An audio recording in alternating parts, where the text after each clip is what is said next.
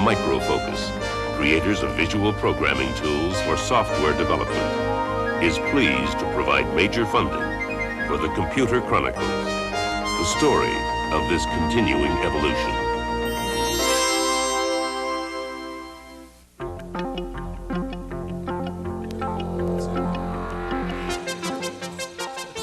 Gary and I are playing with Flight Simulator here on our IBM PC. This is a good example of how you can use a computer to simulate a real-world situation. That's the subject of today's Computer Chronicles, computer simulations. And later on, we'll be looking at more sophisticated computer simulations, flight simulations, and also the use of computer simulations in architecture and urban design. Gary, it seems to me in a way, let's shut him up there. Everything a computer does is really a simulation. What specifically do we mean now when we talk about computer simulations and environments? Well, today's discussion is going to be mostly about generating scenes, generating an environment that simulates a situation that someone wants to experience. And you use a lot of graphics and a lot of computing power usually to do that. The idea is basically that in many cases it's a whole lot cheaper, or less expensive to generate the environment and test it and work with it than it would be to do the real thing. For example, it's a lot less expensive to run a simulation of a 747 landing with its gear up than it would be to do the real thing. So this is going to be the kind of discussion we'll talk about, generating the real-world situations with a computer system. Okay, to start out, we're going to take a look at some examples of computer simulations that are in use right now. Bayonet 1-6, shot. Over. Shot out. Impact. This is a flight simulator used by the military to train helicopter pilots in air-to-ground combat. Deceptively simple in its visual effects, the simulator requires a complex combination of movement and real-time response to be realistic. Although in appearance computer-generated imagery resembles certain video games, there is an important difference. Computer simulations use random factors to imitate the randomness of reality. In a sense, every computer program is a simulation, the mathematical equivalent of some sequence of events. But in their most modern forms, simulations become more and more realistic. Just as film animation achieved a remarkable level of detail in the 40s and 50s, the computer's video image is beginning to overcome its inherent flatness and is approaching a true three-dimensional appearance. By combining three-dimensionality with infinitely changing perspectives, computer imagery achieves the ultimate effect of realistic movement. In this architectural model, buildings can be viewed from almost any perspective, at ground level, from above, even through the window of a future building across the street. In this case, the computer's ability to plot and see through a building's layers has all but eliminated the need for hand-drawn blueprints.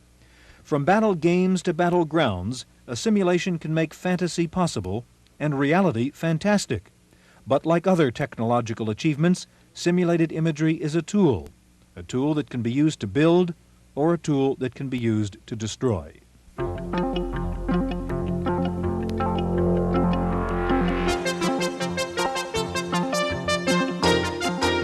Okay, joining us now is Frank Lewandowski. Frank is senior scientist at SingerLink, and SingerLink is involved in some very sophisticated flight simulations and military applications of some of these flight simulations. Frank, welcome to the Computer Chronicles. Thank you. Stuart, this is a very interesting subject. This happens to be my second great love is aviation. After computers. After computers, of course. Computers pay for the bills. But this, I think, is the second generation of a program that was done, if I'm correct, Bruce Artwick, Sublogic. I saw it on the Apple II, and it looks like it's improved quite a bit since then. Can you give us, Frank and I, a demonstration?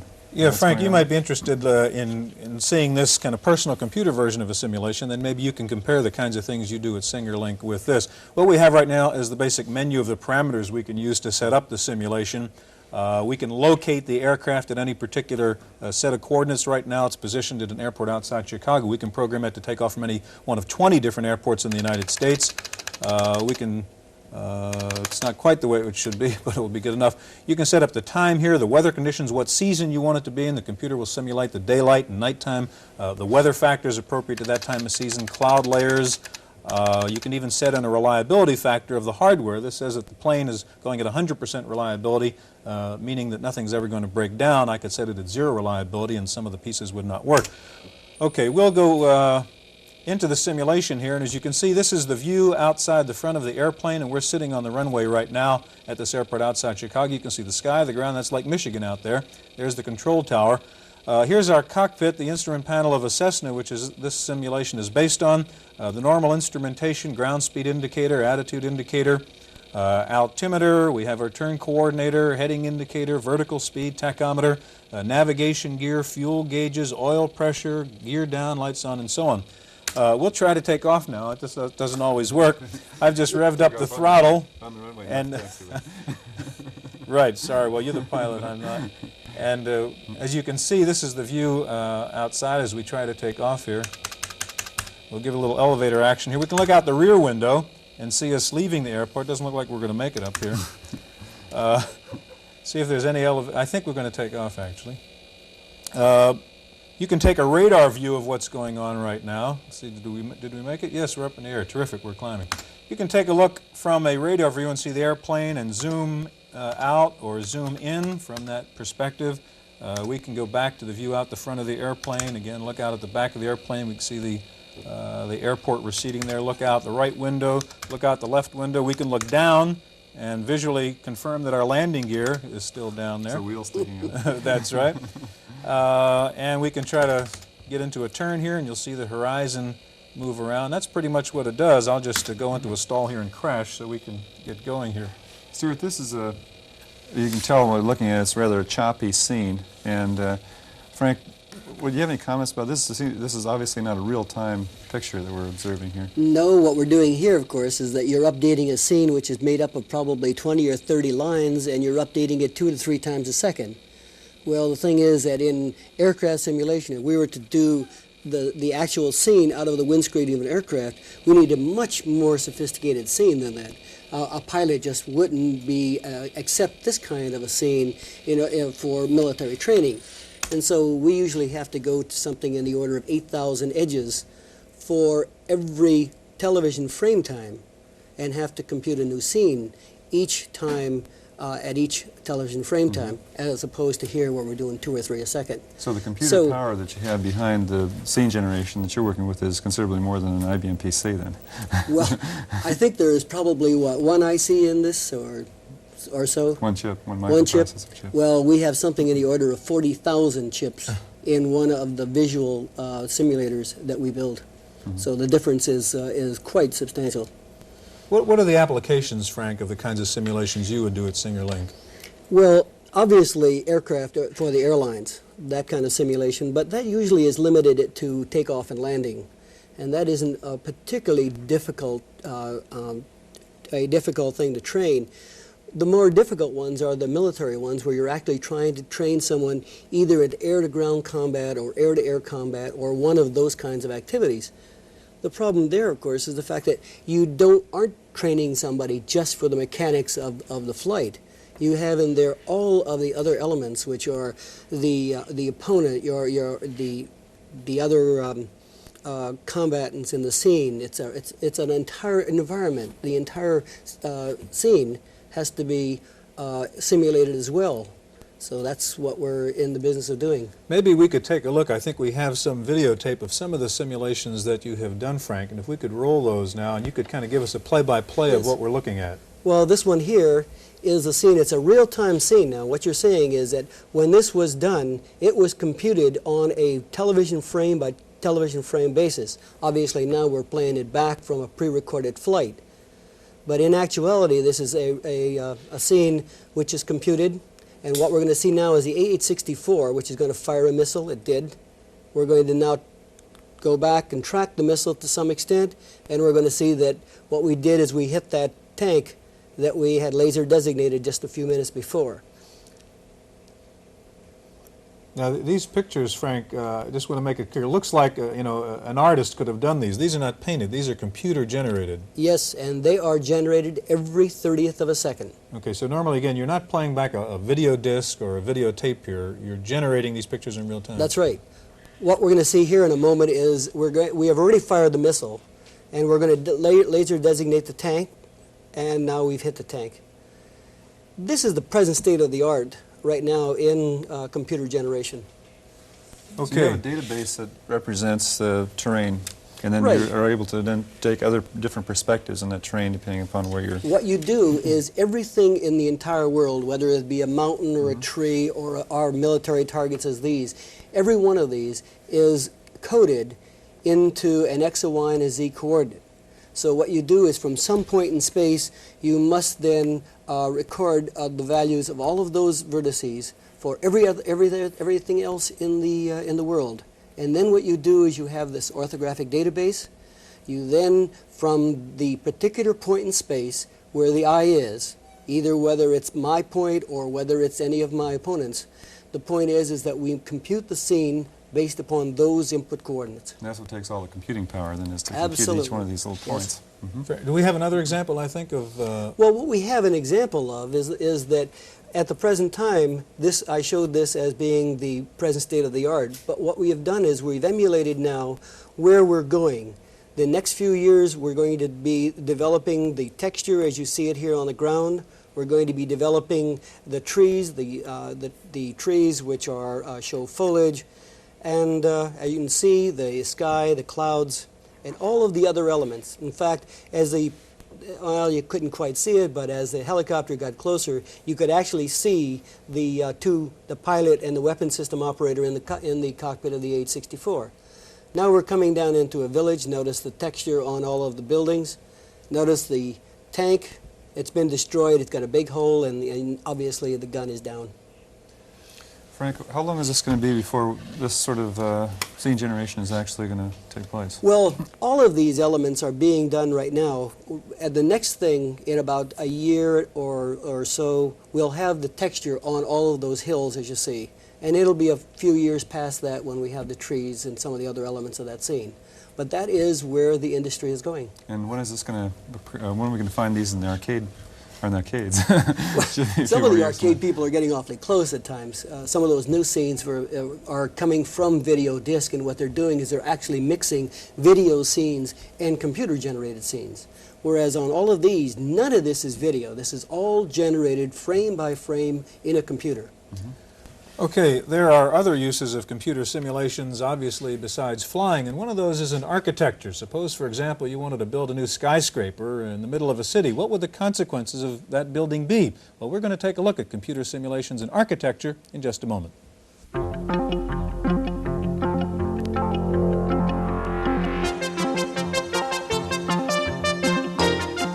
Okay, joining us now is Steve Harrison, who heads up the computer division of Skidmore, Owings & Merrill. That's an engineering and architecture firm in San Francisco. Welcome to the Computer Chronicles, Steve. Steve, tell us, how does an architect use computer simulations? We use it in quite a number of ways. We use it in architecture, engineering. We use it in perspective drawing. We use it to study shadows on an urban environment. We use it to study the effect of earthquakes on large steel frame buildings. We do energy simulations, watching the performance of a building over a year as the sun travels in different paths over the sky. And Frank, how would the kind of simulation that Steve is talking about differ from what you do? Well, the thing is that they do not have the same constraints that we do in an aircraft simulator, and that theirs is not real time. We have to compute the scene dependent upon every motion that the pilot takes. If he moves the throttles or he moves the stick, the scene that we generate out the windscreen of the aircraft has to reflect what he's done, and it must do it immediately. Now, when you said, Steve, you do earthquake simulations, that's not in real time? No, it's not. We take a tape that was made of the actual forces in an earthquake, and then we play that against the frame that we have designed. An earthquake analysis will probably run for 4 or 5 hours on a computer, whereas the actual earthquake runs for a few seconds. And we're only looking at the most serious part of an earthquake. I think we have some videotapes here that will show some of the drawings that they're making, right? Yeah, if we can take a look, and Steve, maybe you can give us a little explanation as to what we're seeing. Here we're going to do some perspective studies of the City Hall of San Francisco. The building was built much before our firm was in existence. It's a wire frame representation, as though made with coat hanger wire, but in a second we're going to fill in the building with a grayscale. The building is kind of a gray color, so this is a pretty good representation of it. You'll notice that there is not much surface detail on it, but for the purposes of massing studies, this is quite adequate. As you can see now, we're building up the dome as a series of faceted elements. What, just to give an idea of just the computing power required to generate these pictures, what kind of a system do you have behind this? The SOM software runs on VAX computers, and the terminal is a Tektronix 4113 color raster terminal. This is a VAX 780, although the software will work just as well on the smaller VAX 730 or 750. You say SOM software, so I think your firm designs the software that does this. We've developed our own proprietary system. The software you see here is called Draft, which is used for perspective drawing, 3D drawing, 2D drawing. We do our own software. Okay, I think we have a second demonstration up now, Steve, and tell us what this is. This is going to be Davies Symphony Hall in San Francisco, which our firm designed. On the lower left, you see a plan view of it. On the upper left, you see an elevation of it. And on the upper right is a perspective view. In a minute, we're going to zoom in a little closer on this perspective, zooming in specifically to look at the window detail, which is the sort of thing that architects are very concerned with. As you can see, the window coming up just about now. There we go. The information in the lower right are the commands to run the program. These are the same kind of commands that a person doing working drawings, that is, drawings that would be used to build the building, would also use. Again, we're getting in even closer to the window detail here. Are these the kinds of systems that are being used throughout the industry or the architectural industry these days? Or is this something that's really very special to your company? We feel it's very special to our firm, although there are a number of other firms that do have systems that begin to approach this. We try to keep, obviously, one step ahead. There are a number of non-proprietary systems that can be purchased that do some aspects of this, but we have what we feel is an integrated system that applies to all the architectural and engineering disciplines in the firm. Would you use simulations to get involved in things like the environmental impact of a new structure? Absolutely. In fact, that's one of the major uses of this particular system. The massing studies, especially for studying the mass of a building in a tight urban environment, very concerned especially with something like shadow in San Francisco, where if you have a shady area in the summertime, it can be very cold. That environmental impact reports spend a lot of time dealing with this particular subject in San Francisco. When you say massing, by the way, what do you mean by a massing study? Just so, the mass of a building, its volume, the blocks of it in space, those are the sort of issues that architects are concerned about, as well as the surface detail and the way the building goes together. You spoke about the shadow studies. I believe we have a demonstration of that right now. Maybe you could walk us through this one, Steve. Right. Now we're going to look at another familiar building in San Francisco, again in plan view. This is the Bank of America World Headquarters. It just popped up in red, and then the green are shadows being cast at 1-hour intervals across California Street in San Francisco. And we're going to zoom in here and look a little more closely and see what everybody already knows, and that is that the plaza on the north side of the building will remain in shadow during most of the day. There we go. The building is in red, and there's the shadow in the morning at 1-hour intervals. And as you can see, the street and the plaza remain in shadow. Now, Steve, that's a very impressive demonstration, but there must be a considerable cost factor in that kind of simulation. Is studying the shadow of a building that difficult to do in a sort of manual way? Yes, it is, especially if you're making major changes. The traditional way is to build little models, but in a place like San Francisco where there are a lot of other structures and there's a large interaction between the shadows, that this is probably the easiest way to test a large number of different designs. One of the things that came up in this last clip is that you showed a plan view of the building. Are you using this, or do people use these kinds of simulations for interior design at all, placement of objects within the rooms? Oh yes, in fact, the same system is used for interior perspectives as well.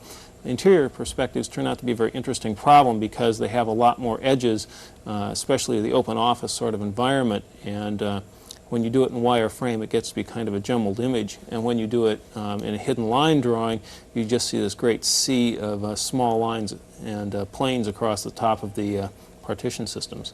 Frank, getting back into your kind of simulations, it's very sophisticated and very realistic, but I assume there are things you still can't do. What else would you like to be able to do in your type of military simulations? Well, of course, we would like to have a much better texture. We would like One of the biggest problems you have is that those objects which are right in the foreground, you need much of them. You'd like to have textured surfaces. You'd like to have rocks and pebbles. If you're going to learn to drive a tank or maneuver a tank, you want this kind of detail. Well, that's very difficult to do because even in the textured scenes that you saw, that's a geometric type of texture. You'd really like to have much more realistic texture. When you're talking about realistic texture, do you actually go out and digitize a piece of property?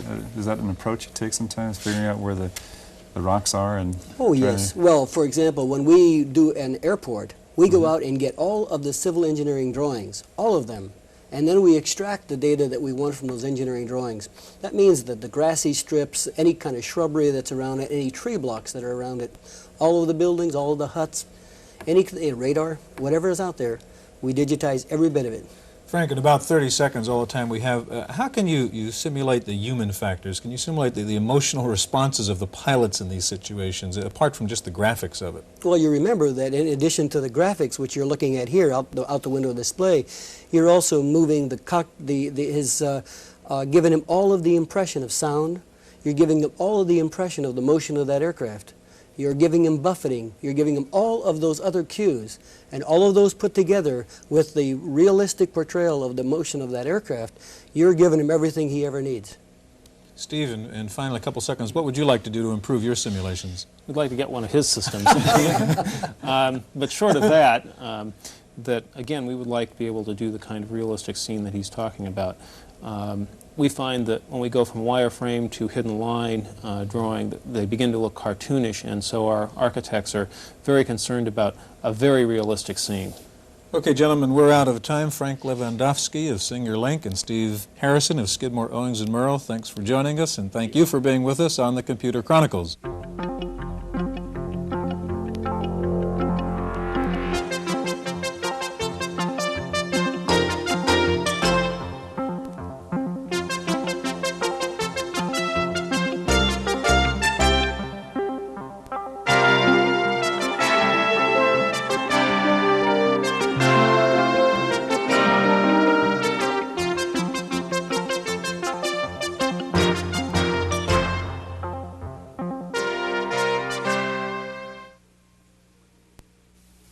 Microfocus, creators of visual programming tools for software development, is pleased to provide major funding for the Computer Chronicles, the story of this continuing evolution.